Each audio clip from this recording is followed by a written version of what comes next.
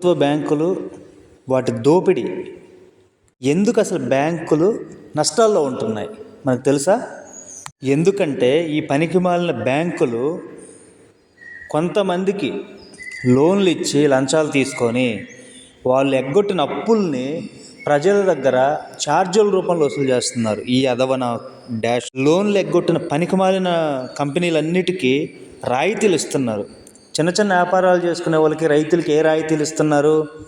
ఒకరోజు అప్పు కట్టకపోతే ఛార్జీల మీద ఛార్జీలు వేసి మన నడ్డీ కొడుతున్నారు. దివాలా తీస్తుంది బ్యాంకులు కాదు, మన భారతదేశంలో ప్రజలు దివాలా తీస్తున్నారు. ఎన్ని సంవత్సరాల నుంచి ఇదే దరిద్రం మనం మోస్తూ ఉన్నాం? ఇంకెంతకాలం మొయ్యాలి? మనం నోరు మెదపకుండా మనకు పట్టనట్టుగా ఉంటే మన నడ్డెరగొట్టేది ఈ బ్యాంకులే. ఎవడు కడుతున్నాడు? ఎవడో ఎగ్గొట్టినప్పుడు ప్రజలు కట్టాల్సింది.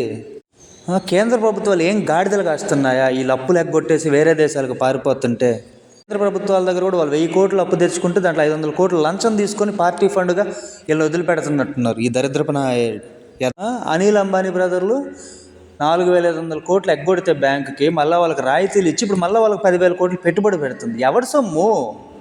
మన సొమ్ము.